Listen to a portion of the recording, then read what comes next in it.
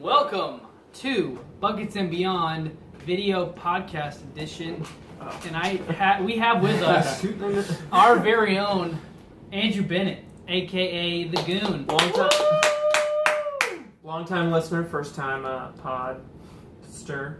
Yeah, we're making up words while we're here. That's welcome. Awesome. Thank you guys for bringing me on board. Welcome. He sat the whole time while we set this set up, so He's a diva, is what we're saying. It's like y'all deal with all the technical aspects and tell me when I need to talk. Technical aspects, meaning like where we're gonna arrange the chairs. Where we're gonna put the chairs.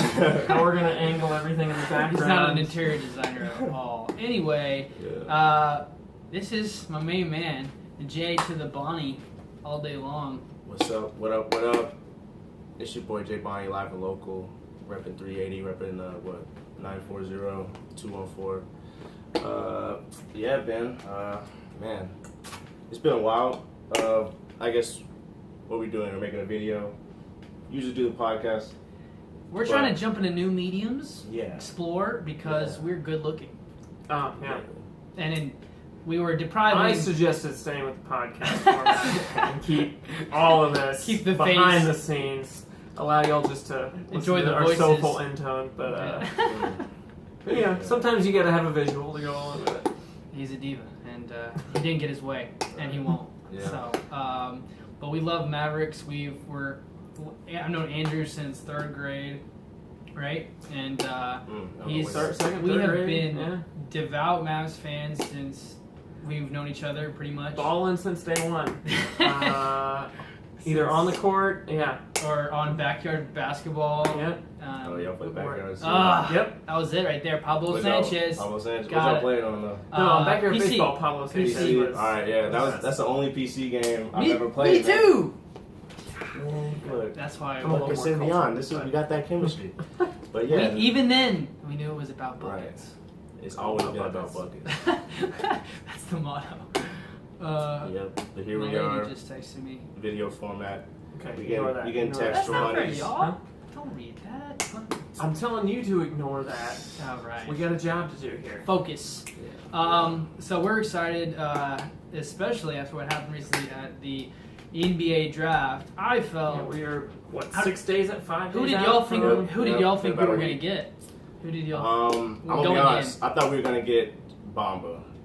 Pretty. That seemed to be the consensus. Yeah, across the board. I was completely satisfied with that too. I was on the Bamba train the whole way from day one.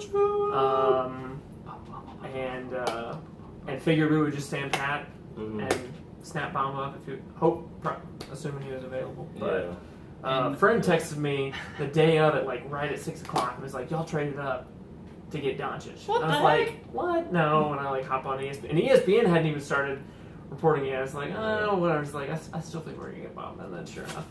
Man, that's crazy. Yeah. So, I was driving to a marriage class that I'm going to called Merge at Watermark. Check it out, kids. Not kids, I meant adults who are seriously dating or engaged, obviously. Marriage classes. Not for kids. And beyond. Real when life. A man loves stuff. a woman. Go to a marriage class.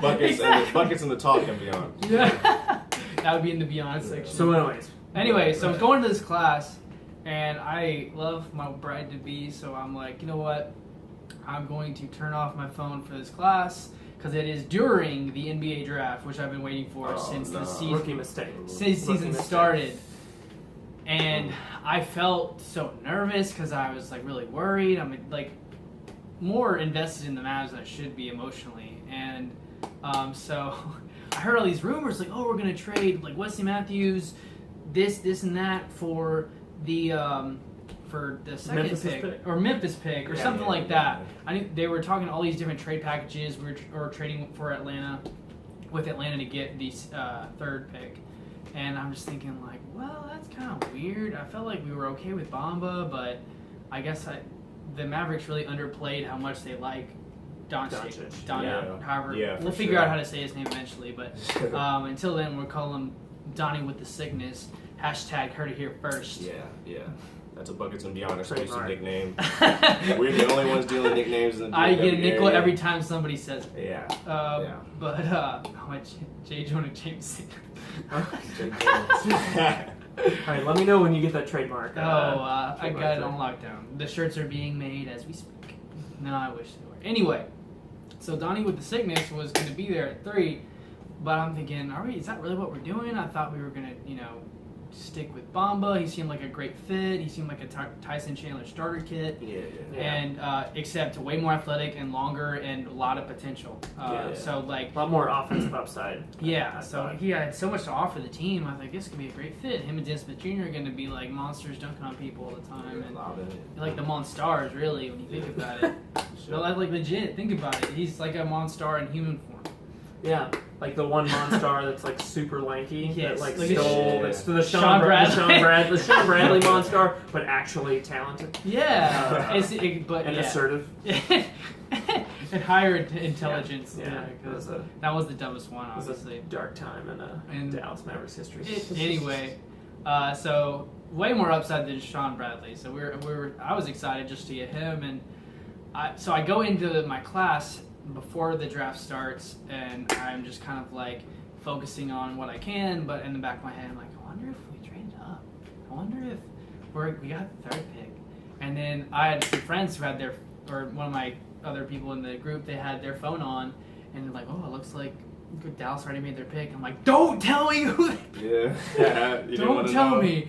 I want to find out on my own. And then like I turn on my phone, and then like I got like 8 texts from everybody. You texting me, you texting me, and then like it was like either it was not like super excitement from everybody. It was just like, I mean, I guess like, we don't know enough about this cat. Like Yeah. he hasn't shown like. I mean, I'm always excited anytime we're picking in the lottery. Or like, I think this is the first time. This is the second time in 10 years. This is the first time I think in my since Dirk was drafted, which I don't even remember as a chick because I was 5 or 6. So hard. This is the first time that we have had a top 5 pick for the Mavericks. So like Since excitement Kidd. regardless. Since Jason Kidd. Yeah. I'm going to preface all of this conversation on Doncic with I know he's 6'8". I know he's got great floor vision, but I have not seen a lick of the boy play. So you've watched more than he has. What do you think? I think the great thing about Doncic, man, is that he's ready to go. He's ready. He looks like he's ready to go. Like ready to be the guy. Ready to be the guy that we start, I guess. Yeah. But also, he's a champ. Like he's won.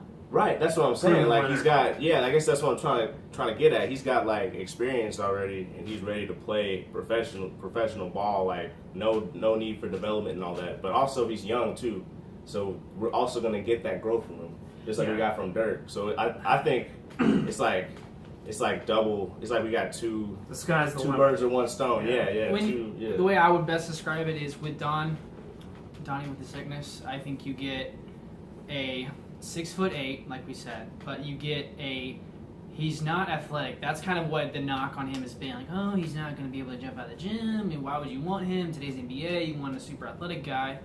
When you think about it, champions, just look at the champions. Steph Curry is not athletic. Klay Thompson, not really. Sort of. Well, he's one of the best defenders in the league. He's not like athletic. Yeah. But okay. But But you see what I'm saying? You need a let me- everybody has offensive weapons that aren't athletic. Yeah. What I'm saying is what he brings to the table is he's got he gets everybody involved. He's a passer, but he can still score. His length and his basketball IQ make up for the fact that he's not the most athletic person on the court. So that's a person that is not going to be super exhausted at the end of the game because he knows how to conserve his energy, save it for when he needs it, and some athletic people, Russell Westbrook, for example, will go all out all the time. Fourth quarter comes along, he's like, I'll shoot this, and it'll be rushed, and it'll be a bad shot. You can tell he's drained mentally too. Mentally and physically. Yeah. With Donnie with the sickness, you get a person Helps the whole team carry the who weight. has won and proven himself again and again in the EuroLeague, which I'm sorry we have to keep saying this, but the EuroLeague is way better than college basketball. It is closest to the NBA as you will get in a professional league. And for him to be the best player at 19 in that entire league, MVP, Final Four, all those different leagues he keeps hopping in and out of, he's the best player on the court at 19. Yeah. And don't get me wrong, EuroLeague, there are not nearly as many athletes as there are in the NBA, but Manu Ginobili, Dirk Nowitzki have proven that if you take care of your body and if you kind of strengthen up, you don't have to be the most athletic guy in the building to be the best player on the court. Yeah. So no. I think that we're not looking for him to be the most athletic guy on the court. We know where we're going with that. Yeah. But he brings so much more to the game, and it'll be great for Dallas to get to watch playmakers like Dennis Smith Jr.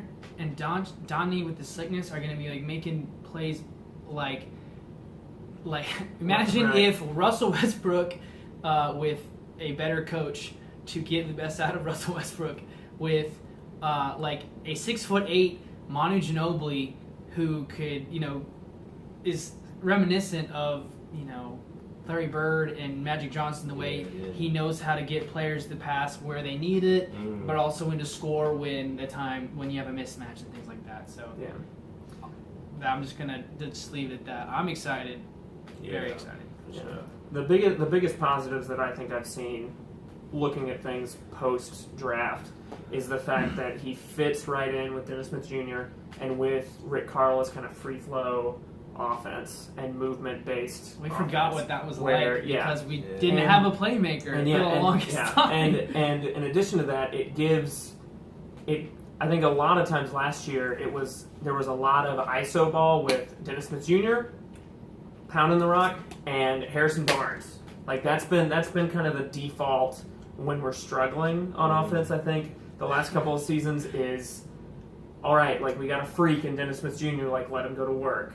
Or Harrison Barnes, like he's kind of one of the future cornerstones of the franchise. Let him go to work on the block, like isolation. With Doncic, I think you have that extra facilitator, that extra guy that can pick it up, take people off the dribble, can get other people the ball, and so it's not all on Dennis Smith Jr. anymore. It's huge. It's gonna be great for his development. Yeah. So those are the two big positives I see coming out of it, and what I'm excited to see is how they play off of each other. And just to clarify, I know what y'all are thinking. If it's a Mavs podcast, why is he wearing an Atlanta jersey? Well, because Atlanta gave us Donnie with the sickness. So this is a thank you. Hey. Atlanta. I didn't realize that until the podcast had already started. Hey, well, thank you, Atlanta. Send you a thank you note when we're in the finals. Yeah. Enjoy Trae Young, okay? Oh, God. Hey, he texted me. He said, we picked Trae Young, WTF. That's because I was out too, man. I was, funny story. I texted him because, Ben's like my basketball dude. My other friends were like, some of them keep up with hockey dudes. Yeah, I don't know. I got friends who are into hockey, and I got friends who don't even know what they're into. Anyway, Ben's my dude, so I texted Ben, but I wasn't watching it. I got I was getting I was looking at the ESPN app, which is not great for the draft. Really bad. That's a knock. Yeah. Bleacher Report, stay on top of it. Yeah, ESPN. Y'all's apps are whack. But anyway, I texted Ben first, and I saw Trae Young's name on there, obviously, because we got him with our 5th pick, and gave rights to the Hawks and everything. Yeah. But I was extremely disappointed when I saw Trae Young on there, man. And I wasn't really shocked. I wasn't shocked with the other picks. But seeing Trae Young's name next to the Mavericks logo, I was like, what? And then opened up the messages, obviously went on Twitter and put it together later. But man, that was a scary moment. Twitter's a better to go app from Bamba to Doncic to Trae Young. Trae Young is such a controversial pick too. I think he'll be a solid player, but in the right situation. Yeah. Not in our situation. He wouldn't have fit well. Yeah. He's drawn a lot of comparisons to Steph Curry, given his size and his range. We'll see. We'll see if it pans out that way. I think that's kind of like the Hawks' moonshot. Really is. But it seems like. If you can draft a Steph Curry player, all power fire to you. away. Yeah, so Yeah, we're excited. I can't help but feel like they drafted Trae Young like partly for the celebrity, partly for like just like Like the hype. as a the hype. you mean? hype, Yeah. celebrity, yeah, hype. That's what I meant. Well, I don't think he's in like a situation where he has to win, right? I think it's like super pressure filled. Yeah. It's just basically take Dennis Schroeder's place and and move on. Yeah. Which that's a major shift for them at point guard because Dennis Schroeder was more of like He clowned us our first game that we went to. facilitator, like Last super year. physical guard, and then you go to Trae Young, who's a little undersized. You got tickets to and, the like, game? Yeah, we got and, tickets. like major, undersized, but like shoot first, and a little bit of a facilitator too. So that's a big shift for the Hawks. But we're not talking about the Hawks. We're talking about the Mavs. Yeah. Even though I have a Hawks jersey, yes, using. Did y'all have any anything y'all worried about with Doncic? Like any negatives y'all can think of? Because we've been gassing him up. I'm worried that Donnie with the sickness is gonna be too much for him. Okay. With the nickname? You ain't ready for the nicknames we got. Hey. I'm a biggest. Well, actually, it doesn't matter if we win enough games to be out of the lottery because we traded our pick for next year. So that's neither here nor there. But I'm okay. I know you weren't okay with it initially. However, I think our rebuild is more of an aggressive, get the big pieces that fit together rebuild, rather than like Philly trusted the process. God bless them. They got two great players out of that. The third one, Fultz, we don't even know about. Like that's a huge question mark. Fultz, we'll see if he's still in Philly in 2 weeks. That's 2 weeks. That's already No, but think about it. They basically swung for the fences by drafting the same position, 4 years in a row? And I think at one point they had Jahlil Okafor, Joel Embiid, and Nerlens Noel all at the same time. In theory, that is terrible. I'm glad they got Jahlil Okafor, because not Jahlil Okafor. Anyway, Embiid, because that was great for the NBA. But for us, I feel like Mark Cuban is like, yeah, I do not have 5 years to be drafting the wrong players. That's basically what they did. So he's thinking, let's get some core guys that let's get a champion. Let's get Harrison Barnes. All right, let's be terrible for a year. Let's draft a dynamic, athletic, point guard who could be compared to Russ Westbrook. Yeah. And so let's give him the freedom we've never given other rookies, and let's just dive into this. Let's lose, but develop our guys while we're losing.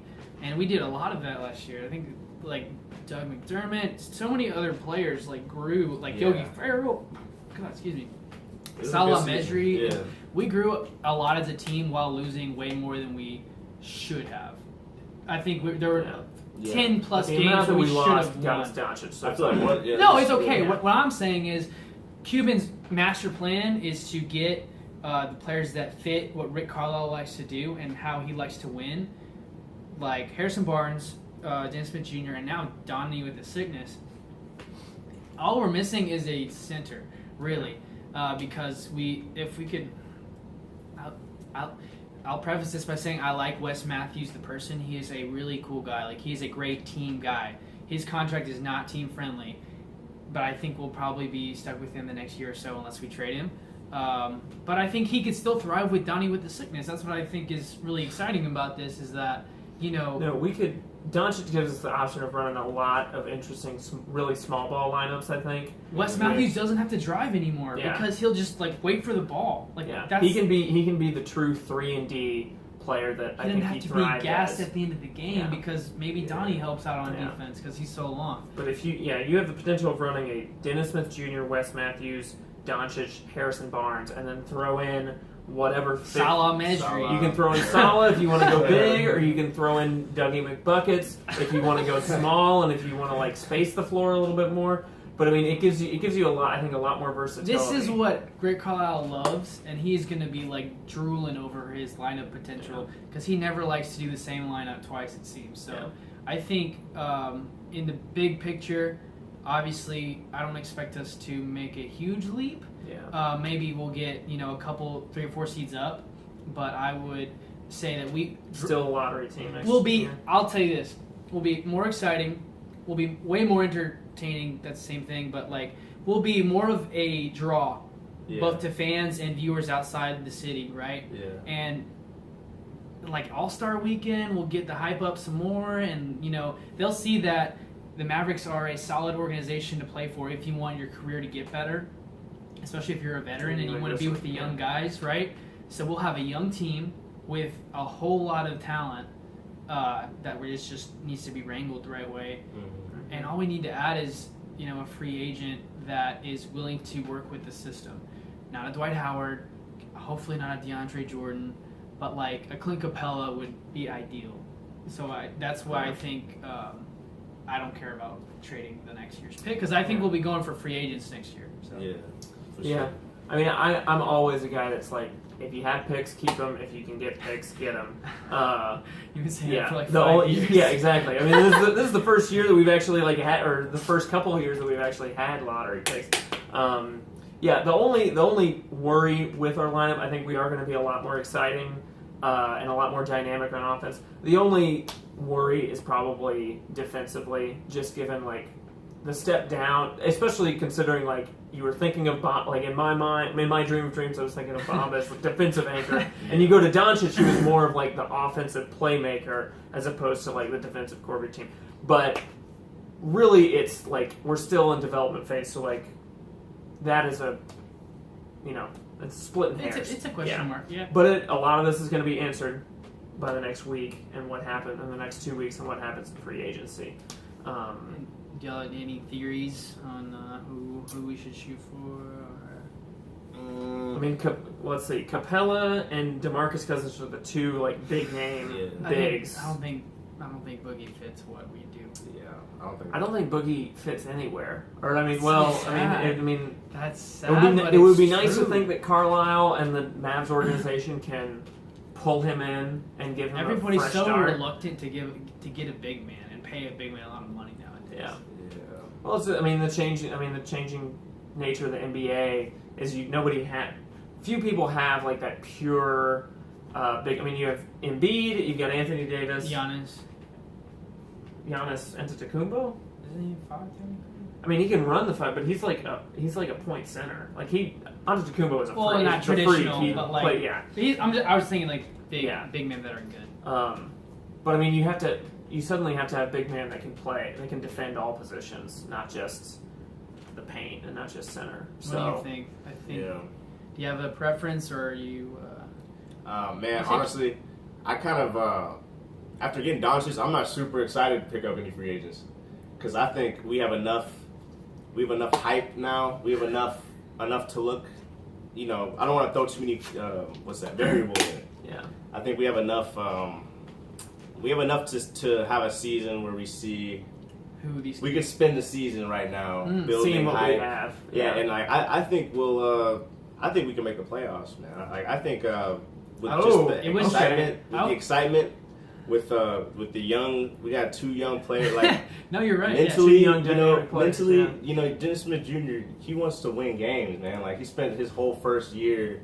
He did not like at his dream job. Basically losing on purpose. Like, and a lot of those games, there's games that like we were really close to winning.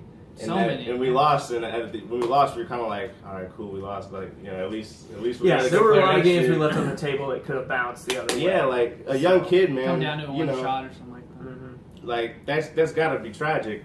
I mean, yeah, it's got to be just hurts. It's got to be a bad feeling, man. It hurts the competitor in him. Yeah, it does. So given the fact that we don't have that pick, we can go all. We don't have to feel obligated to lose. We don't. Yeah. So it's all in on. Yeah. Let's see what we got. Let's try. But they're protected. But if disaster strikes, we still have top 5 protected, right? So if we have, is it top? I think you're right. I'm pretty sure if we have it in the if I remember correctly. Again, zero research went in. If I remember correctly, it's top 5 pick protected. I wasn't sure how high it went. Yeah, I think it's 5. So if disaster, you know what I mean? Like something crazy happens, like wild injuries, scenario. Like something crazy. Yeah, we can still tank because. I think like. What was the question? Well, no, like what do you? Agency, So what you're saying is like you'd be okay if we don't get a big ticket free agent, because when you think about it, we don't have to spend the money now because next summer it's like an all-you-can-eat buffet of all the best players. Yeah. Kawhi, Kyrie. Exactly, and we'll have generated hype by then. We'll have generated interest in our squad by then. We might be We'll be like the overpaying Sixers of the West, except it didn't take us 10 years to get there. Exactly. I think if we're close to making the playoffs, or if we're like a 9th seed, I will be extremely satisfied with that. I think it's possible, and I think at that point the Mavs are going to be like, they're going to be a team that's like people talking about us. I think people talking about us, and players are going to be like, the Mavs are going to be in their head a lot more than now. Yeah, I can't remember the last time that we had this many national media members talking about the Mavs. Yeah. Definitely not last season, although mention Dennis Smith Jr. occasionally. Yeah, I mean, we had the night. We were at the bottom of the barrel. Yeah. Everyone's like, oh, dang, Mavs got an A on their draft grade. Mm. Everywhere I look, it's an A, no matter what media outlet. Who won the draft? Mavericks. Mavericks, they're like, all right, we all know the Mavs won the draft, but what about everybody else? Yeah. That's how they're spinning it. And I think that we have a lot of hype to live up to, but at the same time, I think what I did mention earlier with Donnie with his sickness is that who better to help get this guy ready to be a pro than Dirk Nowitzki, and I'm sure Holger's going to come down way more than he did last year, right? Yeah. Think about that. Yeah. What I'm shocked is that nobody else uses Holger besides Dirk. Well, I mean, he'll use it for the team or whatever. Yeah. But no other players hey Holger, can you help me with my shot or whatever? But Donnie with the sickness, who probably worships Dirk to some extent, is going to not only be on the same team with the guy, but have the same, shooting coach that, teaches you a physicist or it's insane. So I think that is what's really exciting with the parallels on how, Dirk's kind of on his way out. So it's probably his last season, and a good pass the baton. Donnie with the sickness, and we were really wanting that with Lauri Markkanen last year. And oh yeah, that would have been sweet. He's still Lauri's a good player. Yeah, he turned out to be a nice pickup for Chicago, but I'm more comfortable with what we ended up with Donnie. Yeah, so the hype. So much hype. I think the culture is gonna shift, man. It's really gonna be I don't think we need to spend that much money, man. Save your money for next summer. No, definitely. Whatever we do in free agency, we're gonna have to. Yeah, that was poor choice on my part. First podcast, all right, guys. Sorry. Okay, whatever happens in free agency, whatever happens, whatever decisions are made, whatever Donnie and Mark decide, I think maintaining that financial flexibility for next year is important because this is finally going to be the year it pays off. Because I don't see us, if we can steal a Clint Capella, at the right price, or you mentioned an S. Cantor, I think he might be restricted, or we might actually he's got an option. And he's at the Knicks, right? Yet. Yeah, he's with the Knicks. Yeah. So he'd be glad to get out. And they got Kristaps, so they don't really need it. So whatever we do needs to maintain that financial flexibility for next year. And again, I don't see any transcendent free agents out right now, so we don't need to break the bank. And I think we just need to tweak a little bit. Whenever we go for a free agent, I feel like we will obviously shoot for the moon, and that's failed so many times. But I think why they're even optimistic about trying for Boogie Cousins is because they know his value has dropped a lot. And they're like, if we're gonna get him, let's shoot for him on the cheap. He may not be the same player. Yeah, this is the cheapest you're ever gonna get. This is the best shot that we have is at a former top 5 player, right? Yeah, but I don't want Achilles tear though, torn Achilles. I don't know. I don't want him. Yeah. It would just be a huge mistake for the Mavericks. It would just kind of almost 2 steps forward, or was that 1 step forward, 2 steps back? That too, yeah. Yeah, I think if you can get Boogie on a 1-year deal. What about DeAndre Jordan? Would y'all be interested in that? Free agent? I think he can be, or he can. Oh, so now he wants to come down to Dallas. He wants to slide down here. Culture-wise, I don't like it. I always focus on the mental part, man, but it feels wrong, it's kind of looks bad. It looks bad. Yeah. 4 years ago, you didn't want to be part of this. It looked bad when we signed Darren Williams, 5 years after he turned us down. Well, that was the old Mavericks. That was the old Mavericks strategy. We swing for the fences, and then 4 or 5 years after, when you're over the hill. I mean, I don't want to pay him done. either. He's gonna ask too much. I already know. But I feel like Mark Cuban would arrange a meeting and then just not show up and have DeAndre Jordan wait and be hey guys, I feel go get a contract, and then he flips over the sheet of paper. Psych. That's my hypothetical scenario for DeAndre Jordan's contract offer. Got him. Yeah. No, I don't see us breaking the bank on a big man this summer. Clint Capella would be, in my mind, would be the best case, fit. yeah. Be the best fit. Plus, we steal him from Houston. Again, a conference rival, And divisional rival. But otherwise, I see us kind of just keeping a low profile and trying to pick off a couple of not lesser name, but just smaller time free agents, low key free agents that I think they're trying to get Devin Harris back. Okay, I'd be okay with that but at the same time, we're a little guard heavy. How many veteran guys do you need to guide these young players? You know what I mean? Yeah. Well, we've got let's see, Dennis Smith, JJ. Well, JJ we have to actually re-sign. He's a free agent this year. Dennis Smith, JJ. I think the other guy we drafted, Yogi Ferrell, Jalen Brunson. Yeah. I'm excited. Also, low-key pick Jalen Brunson. I'm excited about That's him another as champ. a bench role player. Yeah, Winners. champion player. I barely watched college basketball, and I thought I'd watch more because we had a lottery pick. Did y'all see him in the tournament? Mm-hmm. Especially the last few games. Oh my god, He's he's like Jalen Tony Brunson. Parker, except Yeah. I like him Not as fast. more as a person. Yeah. Jalen Brunson, I'm going to say right now, gets the goon stamp of approval as Goon stamp. as the defensive, gritty, rebounding, plays in the paint a lot. High point guard. basketball doesn't IQ. finish at the basket as well as you would want him to, but yeah, high basketball IQ. If that's on your Coached under Jay description, Williams. the Mavs probably want you. Yeah. If you have high basketball IQ, Yeah. LeBron, if you don't like Cleveland, we heard you had a high basketball IQ. Okay. Okay. Anyway, I'm gonna shoot my shot. So yeah, LeBron Jalen James. Brunson was a low key great pick in the second I round. liked it. We got another guy. We got a guy from Dayton, 6'11", but I think he played small forward at Dayton in college. Yeah, but there's a lot of that doubling that's, up. Yeah, he's definitely a project, but who knows? What do y'all think about Costas Antetokounmpo? Oh yeah, we drafted Giannis' brother. We got the younger one. Oh, the other freak is he? Yeah, okay. Shoot, I completely forgot. There's this little clip of Giannis reacting to his brother getting drafted, and it's this is how he did it. I'm gonna see if I can do a Giannis impression. He said living lavish like I play for the Mavericks. Yo, I can see. Oh my god. He's I can so see him. excited. Exactly, yeah. And I'm just when I saw that, my head, my eyeballs almost exploded out of my Dallas head. is a lot more exciting than I was Milwaukee. When you want to, Giannis, you can come on down south.